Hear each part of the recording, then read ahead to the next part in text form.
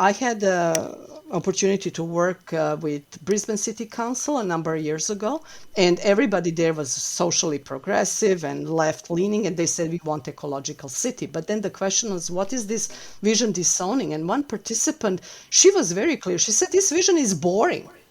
This is like a wonderful ecological city, but where is fun? Where are casinos?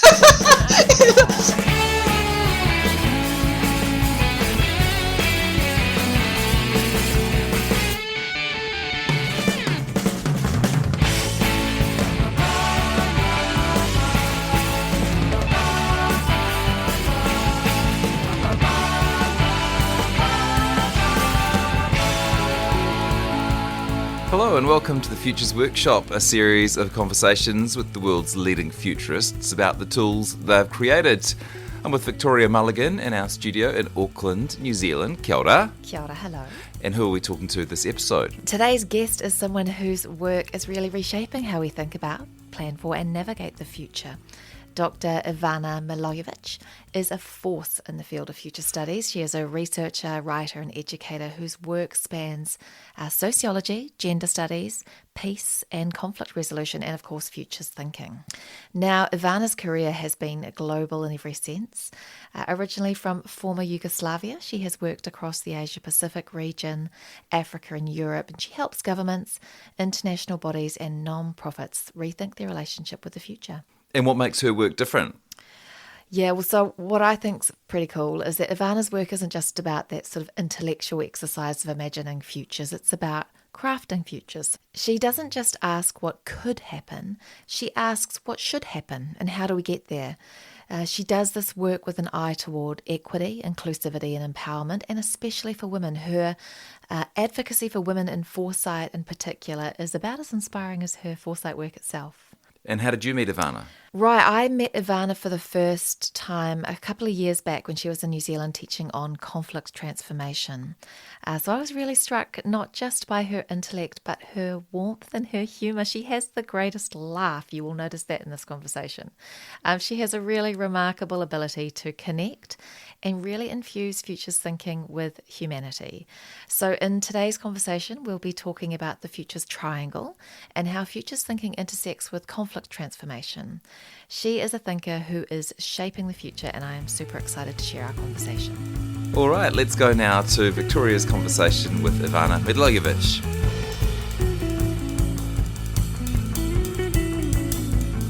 Kia ora, Ivana. We're so excited to have you on the Futures Workshop today. Thanks for being with us. Thank you so much, Victoria, for the invitation. I'm very happy to talk to you today. And can we start by you maybe giving us a little bit of an outline as to the tool that you are going to talk to us about today? Yes, Futures Triangle is a very simple tool, and it proposes that all change happens at the intersection of three forces. One is pull of the future. So we really cannot move if we don't have some idea of where we want to go. I mean, that's pretty obvious, whether we are crossing the street or introducing public policy or wanting social change, if we are part of social movement.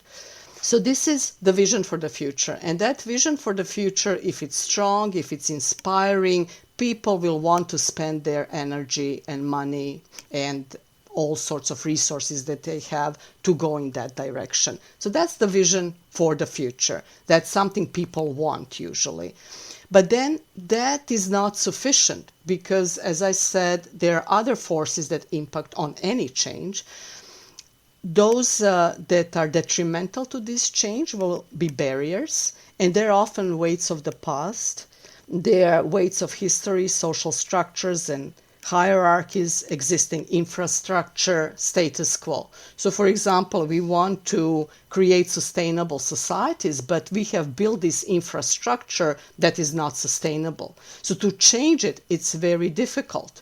To change all our roads, all our buildings, all our transportation methods and models, it's very difficult. So I can have a vision of sustainable society. I can have a vision that all our energy comes from wind or solar, but there are barriers to change, and that would be previous history, that would be power, relationships, because some people do not want that change because they're still benefiting from old technologies. So those are your barriers of change that will drag the vision down and that will be a barrier to achieving it. And then you also have the third set of forces, which are kind of external, but are also part of the dynamics.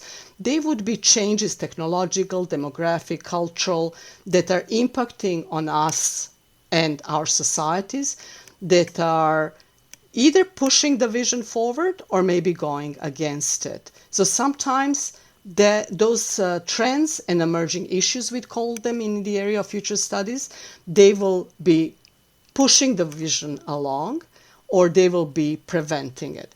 So there are many examples how we can see this is being utilized. We can analyze previous successful change initiatives, and we know that anytime there was a successful change initiative, it was kind of able to tap into the vision.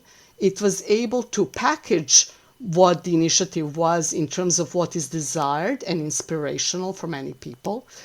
And then there were certain external forces that were maybe helping that vision along, while the barriers to change were minimized. So that is a general dynamics that can be applied to many different circumstances.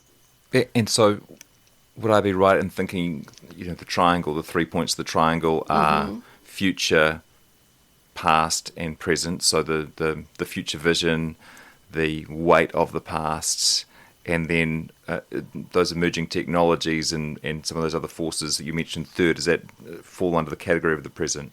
Well, that's something people can also visualize it at the top of the triangle. You have this pull of the future, which is desired and preferred. It's the vision or image of the future, which can be personal or collective.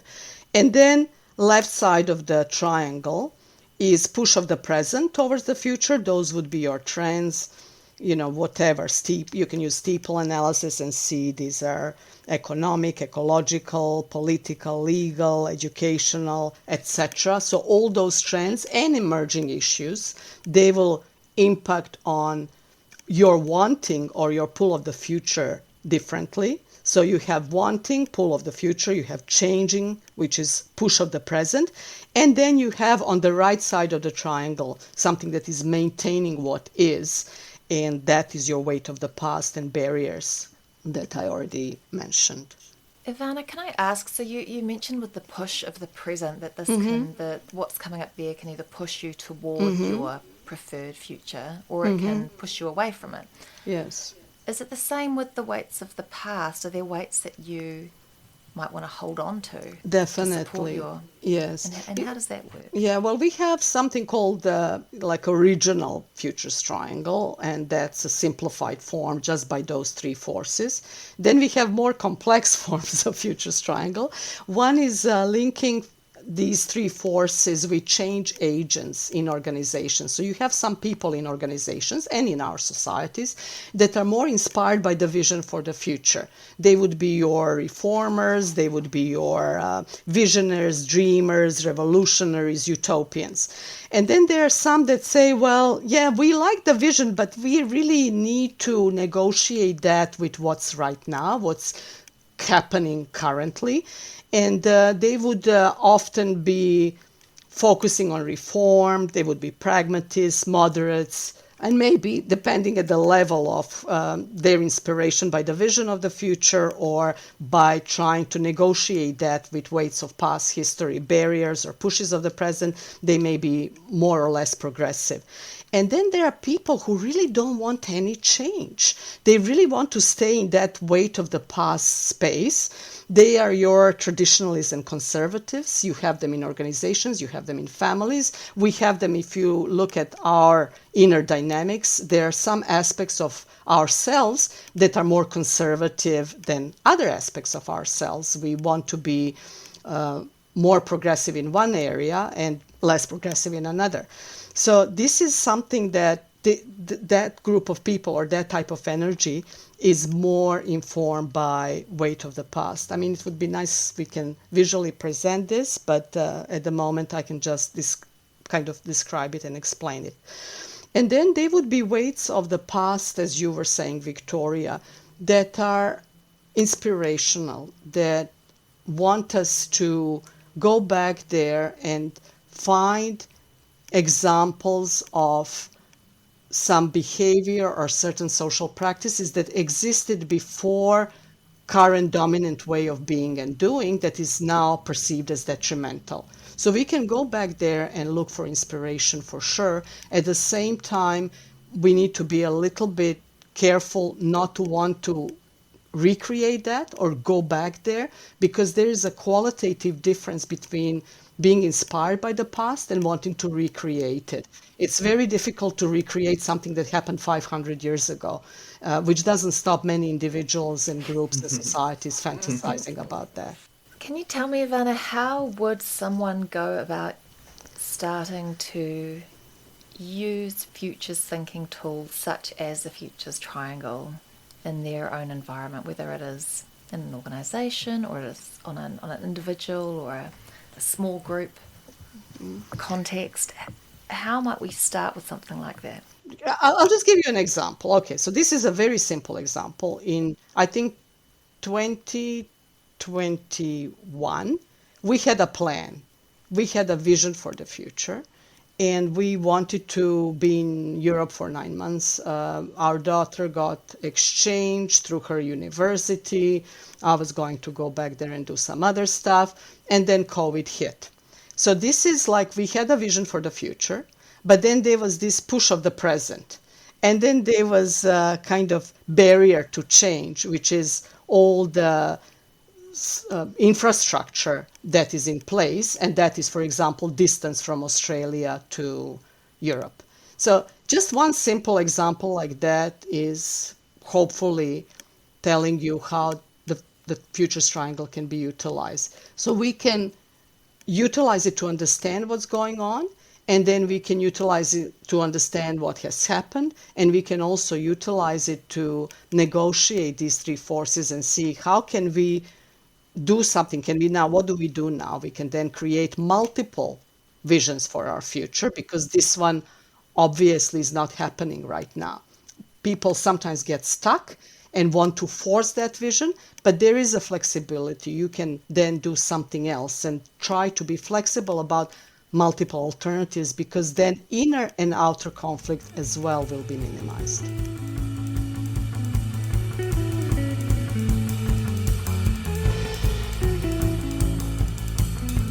There's a lot to dig into there, Ivana. I know one of your case studies or pieces of work was around the crossing lights Yes. in Melbourne, Victoria, Australia.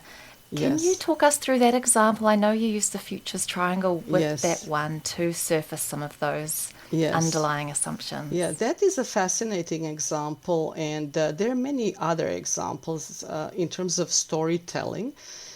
There was a community conflict, you could say, and it was played out in media. It was a very simple and very lovely, I think, initiative that was fun, it was playful. Basically, a group in Victoria, in Melbourne, who was working at the council, they wanted to change something that we take for granted based on particular assumptions. And they say, okay, we want gender equitable space. What does that gender equitable space means? And they came up with an initiative that they wanted to change how the traffic lights, when you are crossing, there is a figure. And that figure that says stop or go, green or red, is usually in a male form. Now, people usually don't think about it. It's something that we grew up with. It's normalized. It's something that we take for granted, something that we don't question. But this group was saying, hey, why don't we do something else and get a female form there to make more gender equitable space? So some of those traffic lights will have a male form and something will have a female form. A very simple initiative. And the funny thing is that initiative, the council planned to do the change of the little sign during regular maintenance, and the cost of the design was $4 per traffic light. So not something huge, not something huge, but that was not communicated well at the beginning. And then people were really upset, like political correctness gone mad. Now we should be doing all this and all that. And what's very interesting as well, that they didn't have understanding that some of those initiatives have been taking place everywhere, not just in Melbourne, Victoria, in Australia, but they also took place in New Zealand. There was also an example from many countries in Europe. And the research, which is what we want to do when we do public policy, we want that policy to be informed by research and best available evidence that is out there. And research was showing that when they changed the signs from default setting into something more interesting, people were about 20-30% more likely to actually stop at the red light. So it was the policy that was very well thought of, and it was based on some solid research. However, it was not so well communicated. And it was I'm not sure how, communicated as gender equality initiative, and that doesn't seem to be very popular in some circles. Now, I'm just going to focus on a metaphor to give you one particular example. There are lots of studies that inform my own research here that say that when people want to approve public policy or support public policy, the role not just of a story, not just how that kind of public policy is explained to people, but the role of just one word can influence people supporting the policy, public policy, or actually going against it. So there are lots of studies that show how when people are given the same data and same storyline, but just one word is changed there, the support for a particular project or a public policy can range and shift between like 20, 30, and even 80%. It's just shocking. I have some studies that show that when people, for example, are asked whether they are feminists, about 20% would say, yes, I kind of identify as being a feminist. But if you ask them whether they support gender equality and equity, 80% will say yes, which is basically what feminism is about. Now, feminism as a term in this particular context, and that's many societies, many Western societies, but also outside of Western societies as well, is just the metaphor or the term or the word is almost like a poison pill. That's a term that Deborah Stone uses in her book.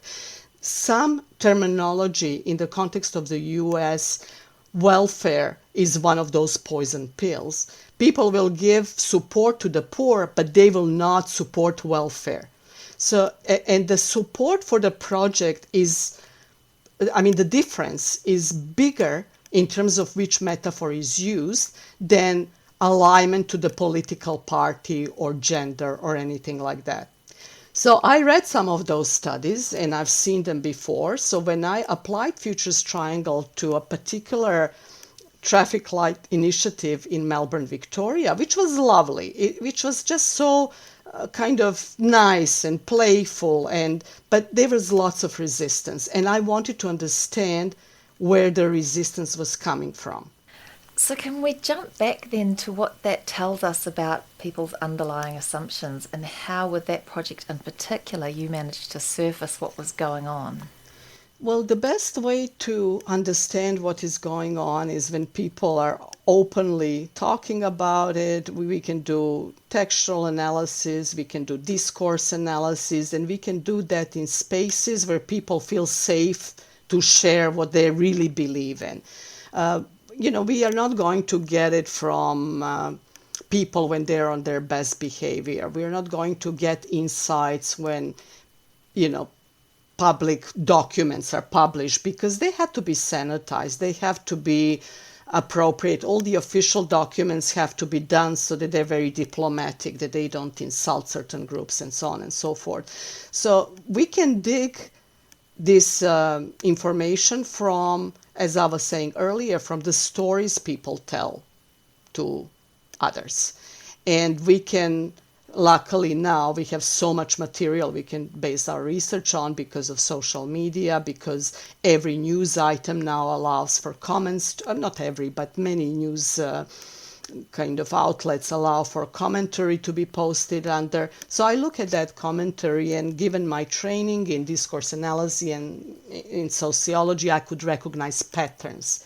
And there were patterns that were repeating, people being upset about this. Underneath, they were being upset about their own identities being challenged, but then they were finding all the reasons why this particular initiative is detrimental, waste of time, spending too much of taxpayers' money, and so on and so forth. And so this is quite, it would be interesting anyway, just that analysis of what was really driving some of those values and some of those reactions. But can you put that in the futures thinking context for us? So in what way did that represent futures thinking, and in what way did futures thinking sort of help you unpick that conflict a little? It is my long-standing belief and understanding that when we engage with futures thinking, conflict usually dissipates. Because people in situations of conflict often believe they don't have other choices. When you ask people in situations of conflict, what is the cause of the conflict, they will usually say it's the other party. And then they will say it's them, it's the other, and they force us. They force us to say something or do something. So when conflict escalates towards violence, they will often say, we engage in violence because we have no other option. We have to do it to defend ourselves, our values, our worldviews, our society, our culture. We then engage in violence out of sacrifice and for higher motives, such as whatever you can just put into the blanks. For example, human rights, peace, minority protection, democracy, or freedom even. So we are protecting, and we have to do it because they forced us. But when they turn it onto understanding of the other group, they will say, well, they're just being either silly or wrong. So often in situations of conflict, when mediators are trying to mediate conflict, people don't really want to understand the underlying assumptions, expectations, fear, and hopes by all. They want mediator to say you're right and the other person is wrong. So often this is where we get stuck, trying to understand who is right and who is wrong, or trying to justify what's happening based on what's always been. This is how it's always been, why change? And we know that change is constant and things are changing all the time, and sometimes symbols in our society do not represent the change that is happening, whether it's cultural change along gender lines or it's along different types of kind of cultural changes based on demographics. So then they say, okay, we engage out of sacrifice and because we are being forced, we engage in violence. But the other group, they engage in violence because they want to engage in violence. They selected that option. They do it to attack others. They do it out of defects of character because something's wrong with them, and for lower motives, whether it's money, territory, power, drugs, personal gain, because they're less educated, more barbaric, are intolerant, less human, or downright evil. And they engage in violence because they choose to do so. And then when you interview the other group, they will say the same thing, except that they will again do the us and them dichotomy. So this is a common pattern that us humans engaged in anytime there is a conflict and violence. So the first thing is to understand that this type of thinking is detrimental. It often creates conflict escalation to the point of violence, to the point of homicide and genocide. It happens in domestic violence situations, and it happens when inter-ethnic conflict is involved. It happens in conflict in organizations when people just want the other one to disappear. So you have a conflict with your co-worker and you just want them to disappear. That is a precursor for, I mean, it doesn't happen, fortunately, because people don't go that next step. But in some situation, it does. In situation of domestic violence, the one giving you pain should disappear, and thus, you will be whatever, the pain that is being caused by that other person in your mind will then disappear. So this is a pattern that is very common. And futurist thinking is brilliant because it tells us that we always have alternatives. And those alternatives are not just two, violence or peace. You actually have multiple alternatives for conflict transformation and resolution, and you have multiple peaceful solutions at different levels and at different ways, engaging different tools and different approaches. So the minute you step into the future space, thinking about what you want rather than what you don't want, when you focus on what would be a positive outcome and how can I align my present action with that outcome, you're in a much better space. So this is how futurist thinking can help us rethink our present conflict, our present difficulties, by outlining many, many alternatives. So when people, for example, going back to the traffic light scenario, when they see that this is not just about gender, this can be about playfulness, this can be about like some cultural symbols, and this is what, in the end, in Melbourne, they decided to communicate it, that the figure was based on a local historical figure. I've forgotten her name now, I'm sorry, but she was one of the first female counselors. So they tapped into this national pride, which then this kind of conflict was minimized. So it's very interesting how our stories, assumptions, and narratives play a role in everything we do. And when we have multiple alternatives in front of us, we are better able to then connect with the ones that we really want. Because people often, too often, want one future, but then in the present moment do everything possible to ensure that their own desired future does not happen.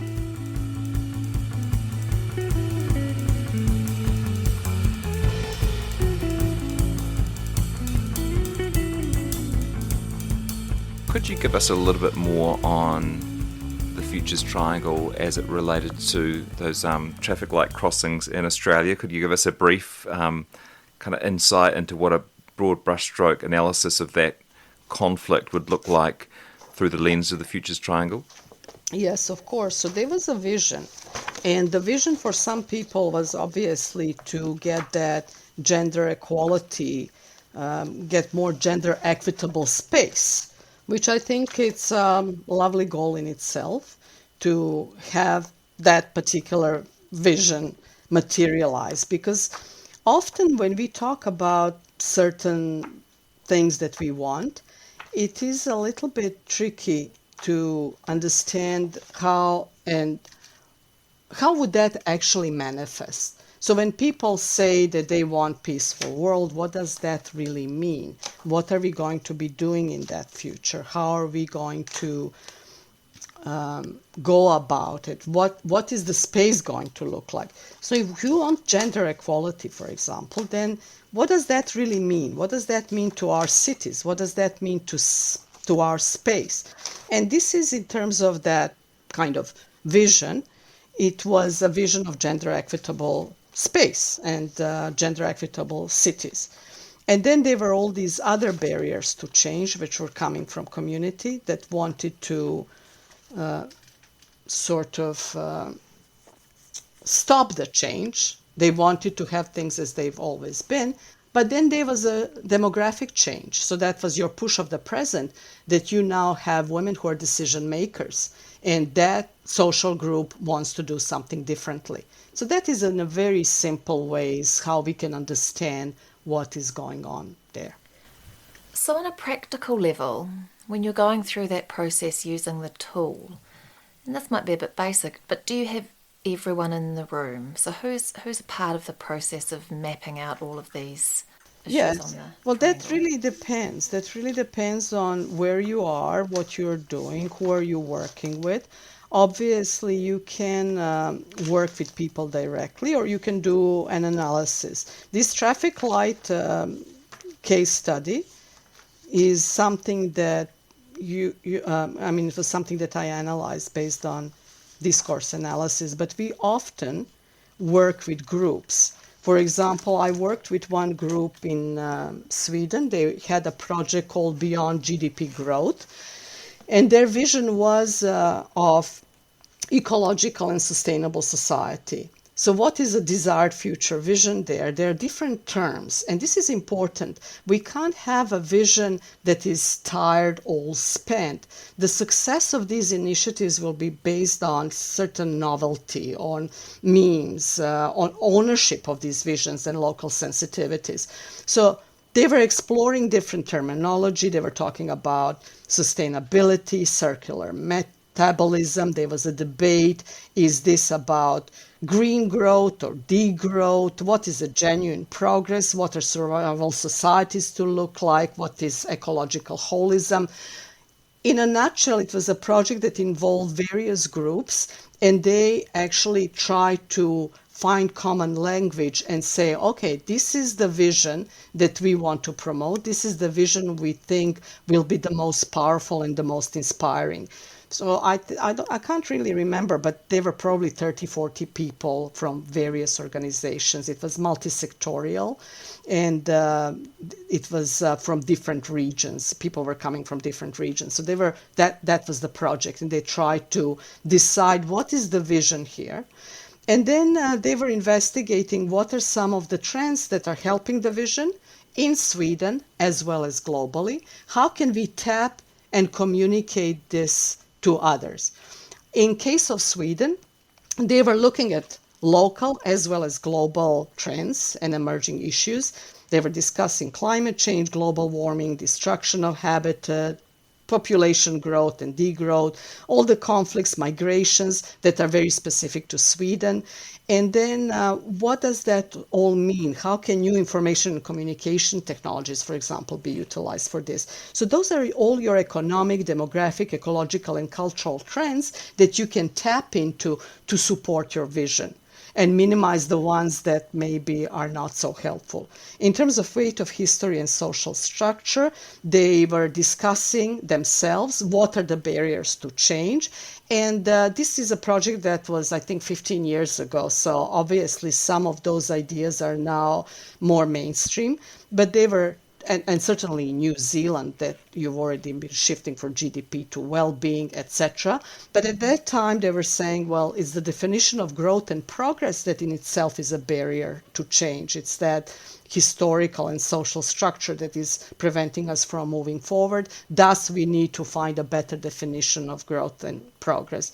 How does world system operate, economy, what are some of the traditional power structures and systems, and how can we minimize them? How can we contain them at the very least within our zone of influence? Because that's all we can do. Their zone of influence was a little bit bigger because they were a bigger group. They had funding, and as I said, they were kind of widespread throughout Sweden, an intersectorial group. Also, what helped them is that there was a consensus in Sweden. Unlike in Australia at the time, there was no consensus in terms of this vision, but in Sweden there was. There was no dilemma in terms of whether you want to move towards more sustainable and ecological societies or not. And presumably, correct me if I'm wrong, but part of the benefit of using a tool like the triangle and the discourse analysis is that you're bringing in multiple perspectives and you're getting diversity of thought, which sounds like what was happening in the Sweden example. Mm-hmm. And Mm-hmm. the validity then of what's coming through is more robust. Definitely, you need to include more stakeholders. And as I said, one of the principles of why certain initiatives succeed and why others fail is related to how many people buy into the vision. So obviously, if there is ownership of vision and the vision is based on local sensitivities, it's more likely to succeed. I mean, this is a principle that teachers use in schools. If they start something at the beginning of a school year and say, in the area of peace education, for example. They say, okay, let's spend 1 or 2 classes initially at the beginning, first week, to see what type of experience we want to have for the whole year. Do we want bullying or do we want to work nicely together? So they engage students themselves in a process. Instead of telling them, this is our school policy, you shouldn't bully anybody, and if you do, you will be suspended. They actually engage students in discussing what is a safe space for them, what is the educational experience they want to have in that year. So they're thinking about the future they want, the desired future they want, and then engage them in the process of creating classroom rules and then posting them on the wall in their language, with their words, with their maybe artwork, a vision that is collectively shared by a group of 7-year-olds or 5-year-olds. And they say, this is the experience we want to have. So when the incident or a conflict emerges, they can always go back to that vision. And that vision will be much more powerful than anything a school principal is going to impose on them. And that is why we have these future thinking tools, or at least that's some of the value that they bring. Yeah, and most importantly, they bring them in a safe space. So, future is wonderful in that way because it hasn't happened. So you're not going to have this huge debate that is very emotional, very value laden. We saw conflict around statues in Australia and all around the world. And the statues are symbolic representation of what we value. It's very simple. What do you value in this present moment? They come from a particular history. And some social groups that were not happy with that history, they create alternative history, which is a process that is very important in creating alternative futures. But then you bring both into the present moment and say, well, wait a second, is this still what our society values? Is it? If it's not, then maybe we should start thinking about having statues of health workers or having statues of people who benefited all of us and not just one particular group in our society.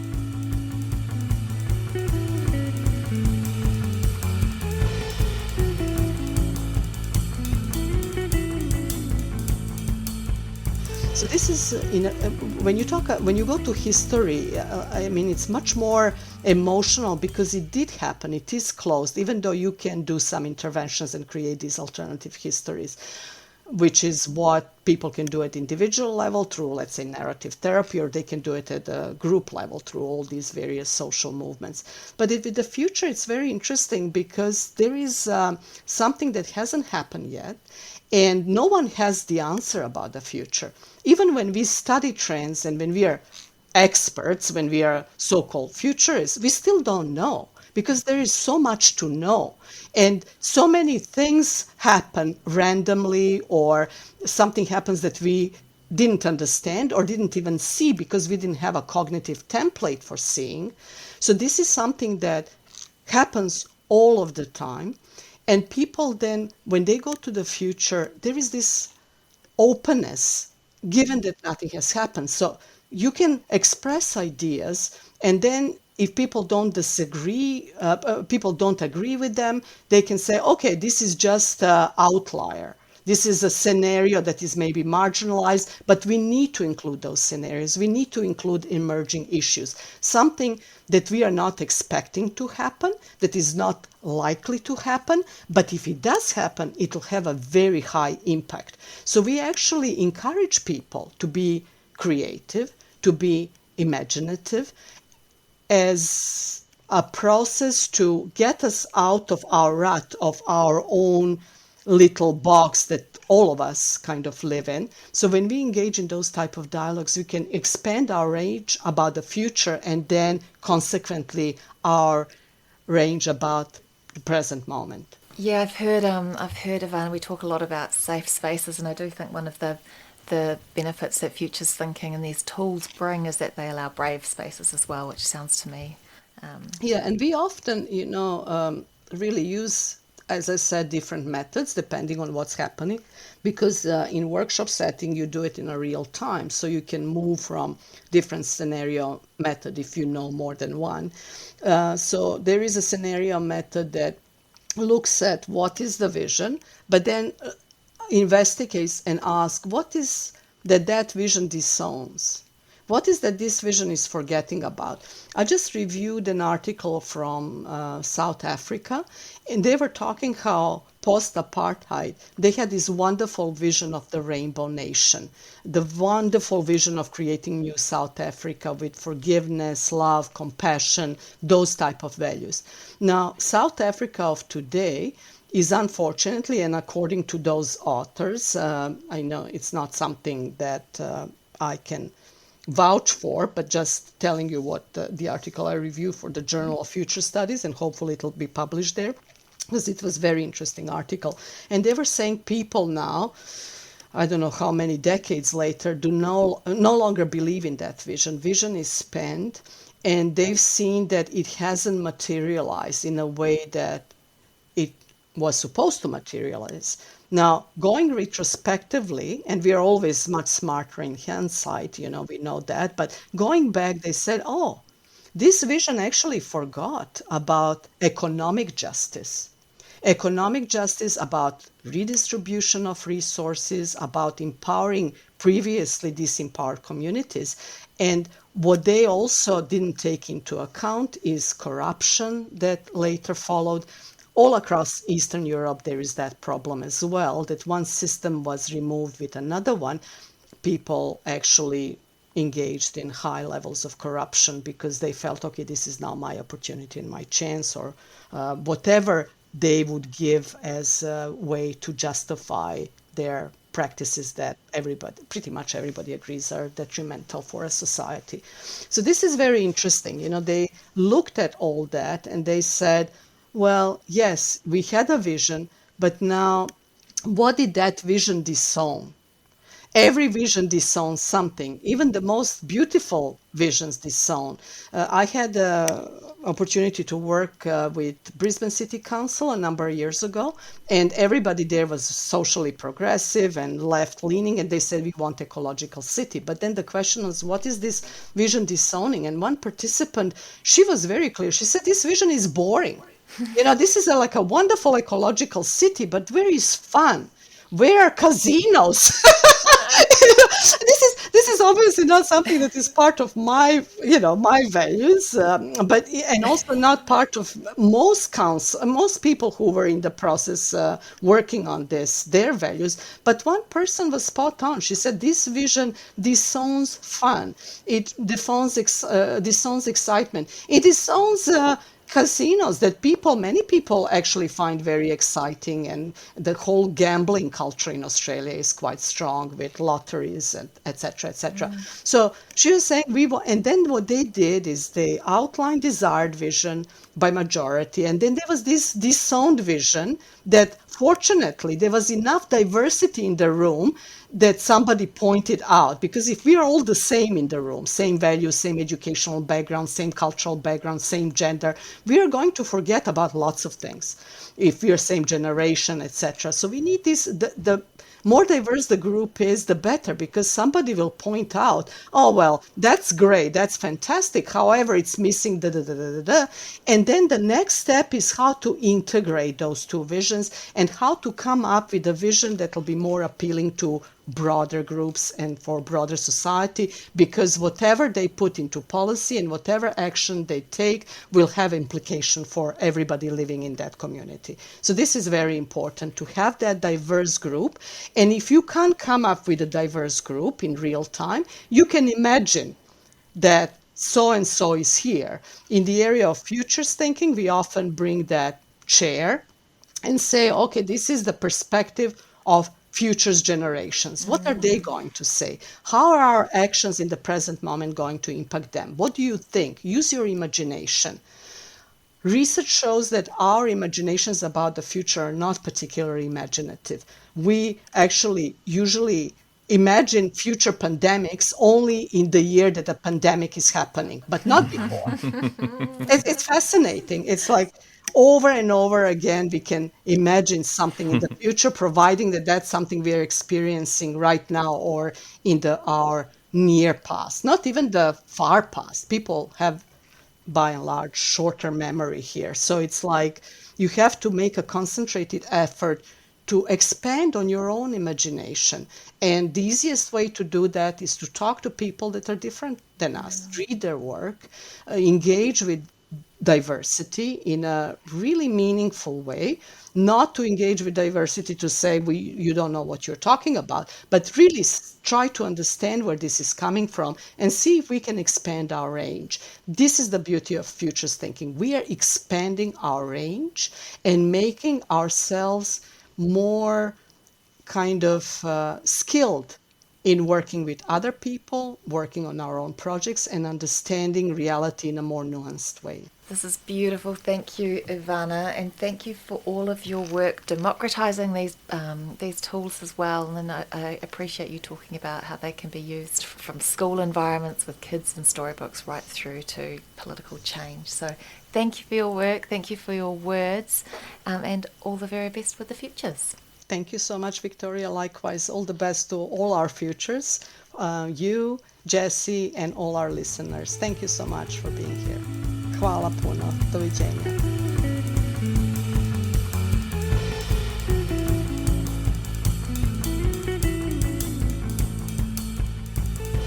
So another fantastic conversation there, and really interesting to learn about the futures triangle, particularly in relation to change, right? It really breaks down that process of change very clearly. You've got that dynamic tension between the pull of the future, the push of the present, and the weight of the past, which is quite simple, but it really gets to the heart of why change can be difficult and also necessary.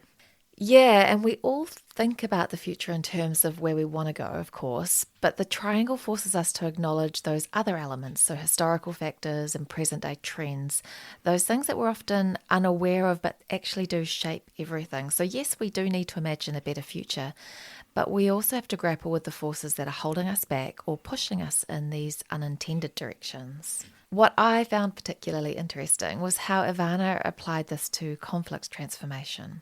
So the Futures Triangle helps you plan for change, but it also helps to diffuse tension by showing there's more than just two outcomes. So it's opening up this wider range of possibilities. So instead of a binary, it's us or them, or it's one or the other, futures thinking invites this more nuanced exploration of what's possible. And worth highlighting too that idea of the weight of the past isn't always negative. Yes, for sure. I think we tend to see history as this burden, but Ivana made it clear that some aspects of the past can be a source of inspiration, something to build on. That nuance, that the past isn't just a set of obstacles, but actually can be part of the solution, is something we probably don't talk about enough. Really enjoyed that example of the traffic lights in Melbourne, this small symbolic change, just switching the figure on the lights to female form, ended up stirring a much deeper debate. So the conflict wasn't, in fact, about the lights. Of course, it was about people feeling like their identities were being challenged. Yes, I loved that example. I loved how she talked about how that tool, the Futures Triangle, can help you map out the different forces at play, right? So there you've got, cultural forces, the historical stuff, emotional, they're all convening around that one issue. And I really loved her point about the power of language in public policy, how changing just a single word can completely shift public opinion. It's a super subtle thing, but it reveals so much about how we communicate visions for the future. So we can have all of the data and the research in the world, but if you're not framing it in a way that resonates, then you run into resistance. And I think that's part of what makes her work so valuable, that it's not just about these big abstract ideas, it's about how you make them accessible and actionable. So at that point, the Futures Triangle becomes more than just this theoretical framework. It actually becomes a tool for understanding the complexities of change, really, on a human level. Yeah, so the present doesn't exist in a vacuum, and neither does the future. So they're all connected by stories we tell, by the systems we've inherited, and the trends that we're caught up in. And I think that's what makes the tool so powerful. It really forces us to see the bigger picture and to ask ourselves what is really pulling us forward and what's holding us back. I enjoy that sort of shift in the conversation from being reactive to proactive. It's helping us step out of a passive mindset where we're just reacting to the forces of history in the present and into a space where we're actively choosing the future that we want to create. Actually seems like that might be one of the most important takeaways from that conversation. Yeah, it's giving us that framework, not just to analyse the future, but engage with it. It's helping us recognise the forces at play, whether they're internal, external, supportive, resistant, whatever. It's giving us the tools to start navigating them more consciously. If we can start seeing the future as something that we have agency over, we're more likely to approach it with a sense of purpose and possibility. Well, if this conversation resonated with you, let us know. Send us your feedback, share it around, and don't forget to subscribe to the Futures Workshop Substack. In our next episode, Victoria will take some of these ideas out for a spin. We'll be creating an imagined workshop using the Futures Triangle and some of the tools and lessons we've learned from Ivana today. Thanks so much for listening, and we'll catch you next time. Ka kite, see you later.